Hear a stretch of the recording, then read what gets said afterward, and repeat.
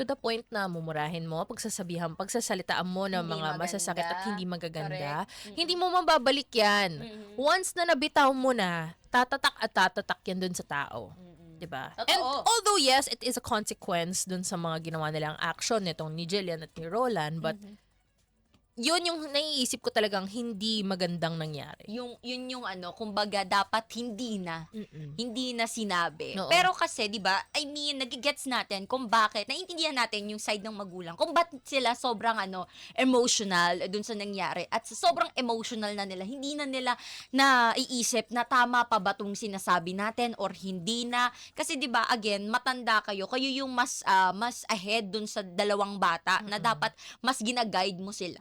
'Di ba? Pagka ganitong sitwasyon po, alalahanin natin na kailangan nila ng tamang guidance. Baka kasi probably ito based lang to sa mga napapanood ko. Baka kasi may pagkukulang din somehow, 'di ba? I mean, di ko po sinasabi na masama, I mean, masama kayong magulang or may baka lang may kulang. Baka hindi sila na-educate about this kind of talk. Kasi again, we are living dito sa ating bansa na very conservative type. Pa. Correct. Tama. Hindi tayo open, 'di ba? Halimbawa, curious yung anak nyo, 'di ba? Curious yung mga bata lalo na ngayon.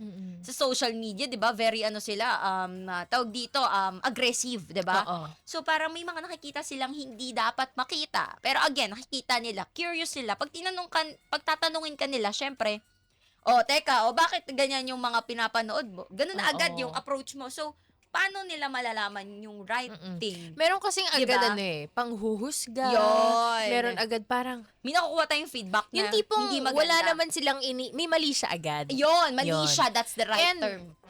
Aminin naman natin, yung bata tayo, di naman natin alam yung mga bagay-bagay Honestly, hindi naman natin naiintindihan. Kasi naalala ko nung Yes. bata ako, di ko nga alam kung ano yung mga kapote na yan Oo, diba? Inisip ko, candy lang yan Correct.